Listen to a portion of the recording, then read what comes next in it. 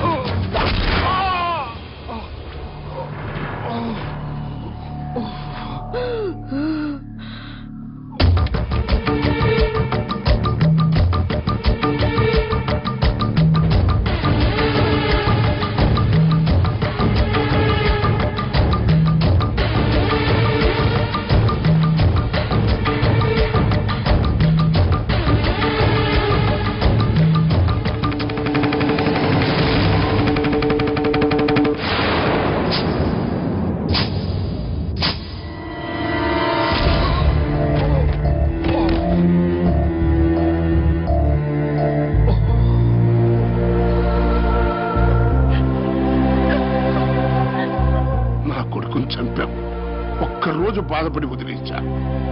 నన్ను పబ్లిక్ లో చెప్పు తీసి కొట్టావు, అయినా సాగించా. ఎందుకో తెలుసా? నా కొడుకు ప్రాణం కట్టే నాకు నా పదవే నా ప్రాణం. అసలు నా పొలిటికల్ లైఫ్ ని సంపేయాలని చూశావు, అందుకే దాని పొట్లో పలుగు దింపావు.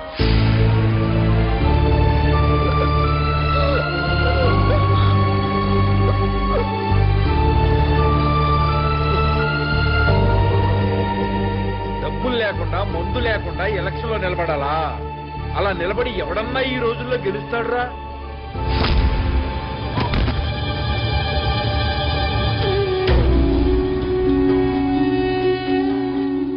జనానికి సంక్రాంతి, రంజాన్, క్రిస్మస్ లాగా ఎలక్షన్స్ అంటే పెద్ద పండగరా, డబ్బుల పండగరా, మందు పండగరా.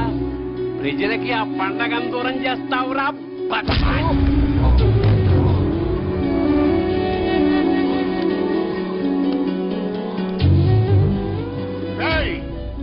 నేను చెప్పినట్టు చేస్తే నీ ఫ్రెండ్ బతుకుద్ది. చెప్పు, చేస్తావా లేదా?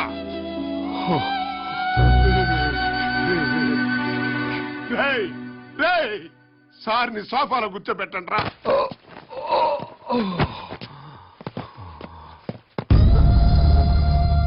ఇప్పుడు మేము స్టింగ్ ఆపరేషన్ చేయబోతున్నాం. అంటే నువ్వు మంచాడు అని ప్రపంచం అంతా అనుకుంటోంది కదా, నిన్ను బ్లాక్ మెయిలర్ అని ప్రూవ్ చేయబోతున్నాం. ఇప్పుడు నేను చెప్పింది యాజ్ గా చెప్పేసి.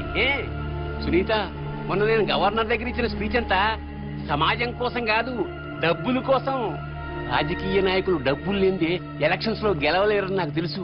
దాన్ని అడ్వాంటేజ్ గా తీసుకుని వాళ్ళని బ్లాక్ మెయిల్ చేశా. అన్ని పొలిటికల్ పార్టీలు 2000 కోట్లు ఇస్తే ఆ డబ్బు తీసుకుని నేను దుబాయ్ వెళ్ళిపోతా. ఆ తర్వాత పొలిటీషియన్స్ మళ్ళీ డబ్బు రాజకీయాలు చేసుకోవచ్చు. సునీత, ఎలా ఉంది ఐడియా? నువ్వు సీఎం కూతురు నన్ను సంఘ సంస్కర్త అనుకున్నారు కదూ. ఏం పర్వాలేదు, నీకు వాటా ఇస్తానులే. ఏ కామన్ మ్యాన్, ఇప్పుడు నేను చెప్పింది యాజ్ ఇట్ ఈజ్ గా కొంచెం విలన్ లుక్ తో చెప్పేసి. రక్తం తొడవండ్రా. వీడియో సునీత, మొన్న నేను గవర్నర్ దగ్గర ఇచ్చిన స్పీచ్ అంతా సొసైటీ కోసం కాదు, డబ్బుల కోసం. రాజకీయ నాయకులు డబ్బులు లేకుండా ఎలక్షన్లో గెలుస్తున్నారు. సెంటిమెంట్ కాదు నాకు కావాల్సింది, విలన్గా కావాలి.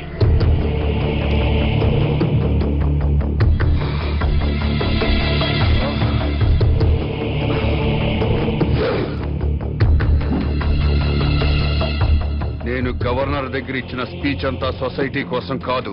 ఇన్నాళ్లు ప్రజల గుండెల్లో హీరోగా వెలిగిపోయిన కామన్ మ్యాన్ ఒక్కసారిగా విలన్ లా మారిపోయాడు. ముఖ్యమంత్రి గారి కుమార్తెతో పాటు కిడ్నాప్ కి గురైన ఛానల్ రిపోర్టర్ సునీత చేసిన స్టింగ్ ఆపరేషన్ తో కామన్ మ్యాన్ అసలు రంగు బయటపడింది. అతని అసలు రూపం ఏంటో మీరే చూడండి.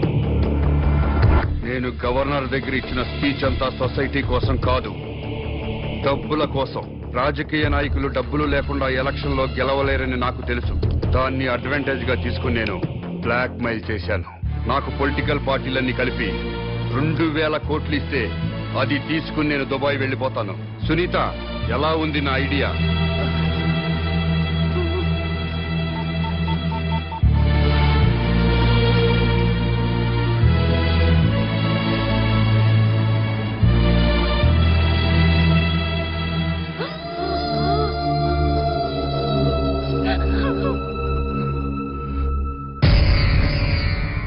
సునీతని హాస్పిటల్కి తీసుకెళ్ళండి సార్, మీకు దండం పెడతాను.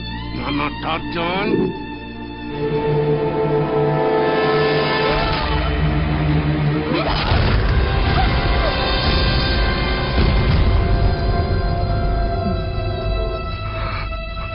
ఏ మ్యాన్ కామను, ఇప్పుడు నువ్వు మాట్లాడిందంతా ఆ జర్నలిస్టు షూట్ చేసి రికార్డ్ చేసేసి టీవీ వాళ్ళకి పంపేసింది. వాళ్ళు టెలికాస్ట్ చేసేశారు.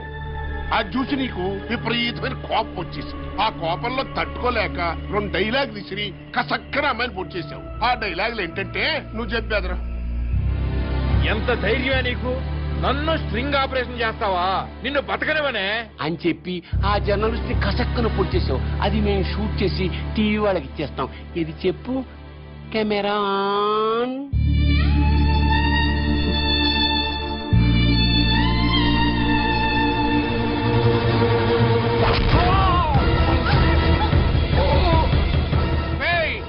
సీఎం కూతురు లేపేండ్రా. మరి మేం చెప్పమన్నట్టు చెప్తావా? చెప్పు. నన్నే స్టింగ్ ఆపరేషన్ చేస్తావా? ఎంత ధైర్యమే నీకు? నిన్ను బతకనివ్వను. కామన్ మ్యాన్ పరమ కిరాతకాన్ని కొడిగట్టాడు. స్టింగ్ ఆపరేషన్ చేసి తన నిజ స్వరూపాన్ని బయట పెట్టిందన్న కోపంతో ఛానల్ రిపోర్టర్ సునీతని అత్యంత దారుణంగా హత్య చేశాడు. అబ్బాయి చాలా మంచాడన్నారు. ఏమిటిది? ఉండు ఉండు. ఫోన్ మా డాడీ. నేను అమ్మా విజయలక్ష్మి. హలో, వాయిస్ పడిపోయిందండి. అర్రే, మీరు నా వాయిస్ గుర్తుపరిచారు. అయితే మీరు నన్ను గుర్తుపరిచారన్నమాట. నేను పర్సనల్ గా వచ్చి మాట్లాడాను. నమస్కారం ముఖ్యమంత్రి గారు.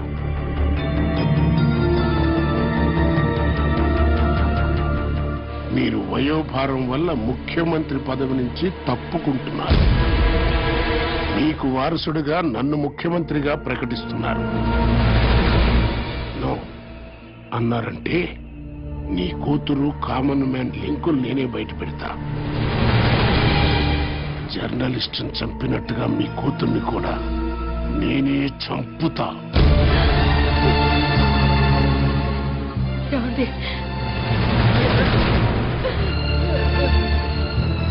ముఖ్యమంత్రి పదవికి ఈ రోజే రాజీనామా చేస్తాను. ప్రెస్ మీట్ ఏర్పాటు చేయండి. నేను బంధుప్రీతి లేకుండా రాష్ట్రానికి సేవ చేస్తున్న ముఖ్యమంత్రిని. నాకు ఇప్పుడే తెలిసింది నా కూతురు అసాంఘిక కార్యకలాపాలకు పాల్పడుతుందని. కామన్ మ్యాన్ తో కలిసి ఇల్లీగల్ యాక్టివిటీస్ కూడా చేస్తున్నట్టుగా తెలిసింది. కామన్ మ్యాన్ తో పాటు నా కూతుర్ని కూడా అరెస్ట్ చేయమని ఇప్పుడే పోలీస్ డిపార్ట్మెంట్ కి ఆర్డర్స్ ఇచ్చేశాను. వాళ్ళు లొంగకపోతే కాల్చి పారేయమని కూడా ఆర్డర్స్ ఇచ్చేశాను.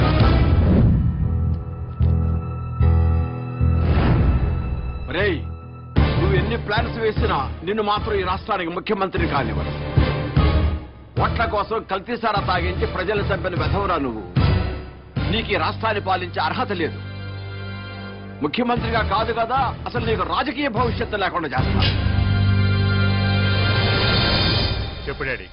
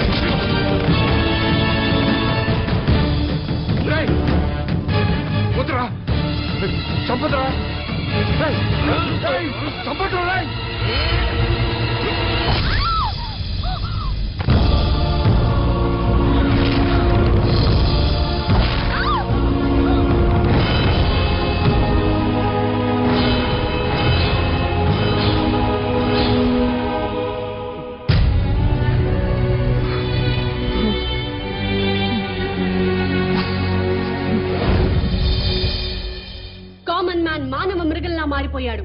ముఖ్యమంత్రి గారి కూతుర్ని దారుణంగా హత్య చేశాడు. చెత్త కుప్పల మీద శవాన్ని పడేశాడు. నమ్మశక్యం కాని విషయం ఏంటంటే ముఖ్యమంత్రి గారి కూతురు కామన్ మ్యాన్ ఇద్దరు స్నేహితులు కావడం. ఈ విషయాన్ని ముఖ్యమంత్రి గారే స్వయంగా ప్రకటించిన నేపథ్యంలో ఈ హత్య జరగడం గమనార్హం.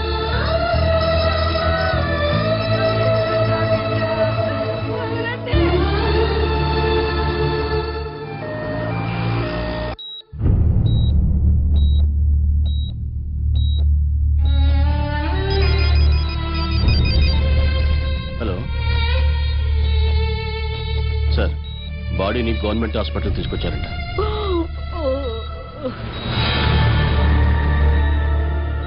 నానా, నేను ముఖ్యమంత్రి కూతురు శవాన్ని చూడటానికి హాస్పిటల్కి వెళ్తున్నా.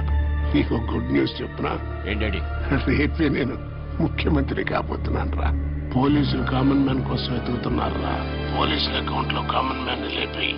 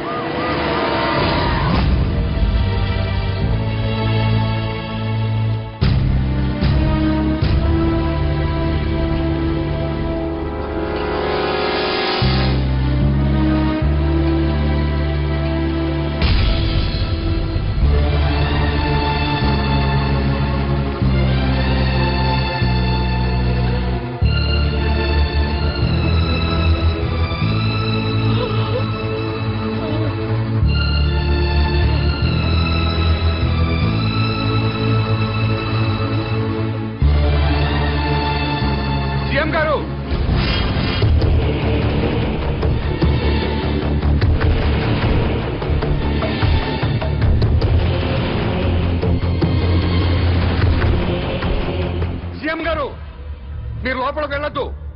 మిమ్మల్ని చంపడానికి ప్లాన్ చేశారు. సార్, అందరూ బయటకు వచ్చేయండి. గవర్నర్ గారు, ప్లీజ్ నా మాట వినండి సార్. ప్లీజ్ సార్, లోపలికి వెళ్ళొద్దు. రండి సార్. సీఎం గారు కూతురు చంపిన రాసుకెళ్ళి నీ మాట ఏమన్నా నమ్ముతాడు రా? అదంతా పాత కదయ్యా. ఇప్పుడు ఆడిక్కడికి వచ్చింది సీఎం గారిని లేపేయడానికి. కలిసేయి.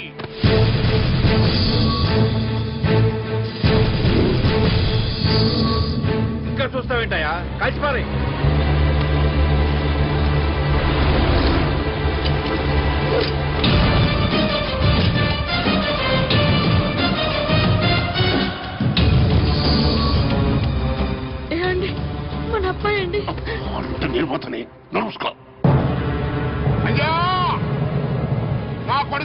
వద్దు.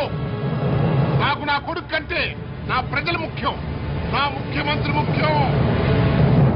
అజయ్ అజయ్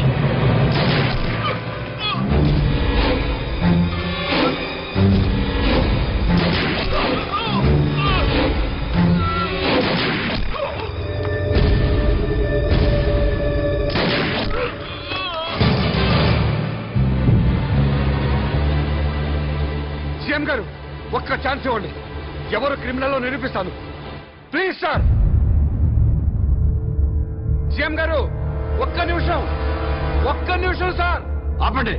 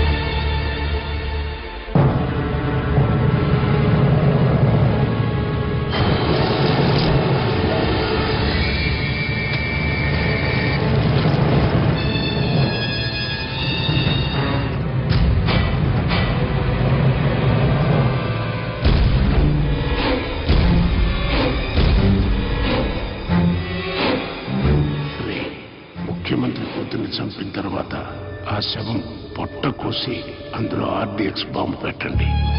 శవం హాస్పిటల్కి వస్తుంది. కూతుర్ని చూడటానికి ముఖ్యమంత్రి అక్కడికి వస్తాడు. శవం మీద కప్పిన గుడ్డ తీస్తుండగానే మనవాడు రిమోట్ తో బాంబు పేలుస్తాడు. సీఎం స్పాట్ లో చచ్చిపోతాడు. నెక్స్ట్ సీనియర్ నేనే కాబట్టి ఈ రాష్ట్రానికి నేనే ముఖ్యమంత్రిని అవుతాను.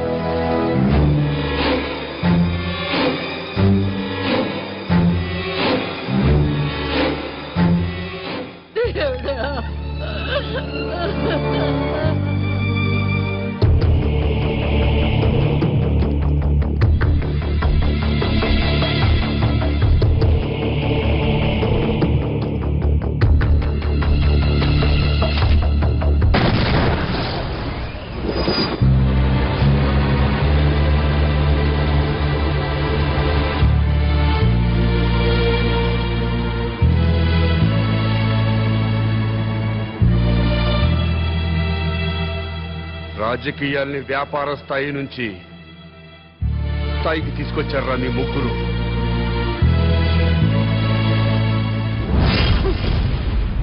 మనిషిగా పుట్టా, కానీ మనిషిగా బతకటం మానేశాం.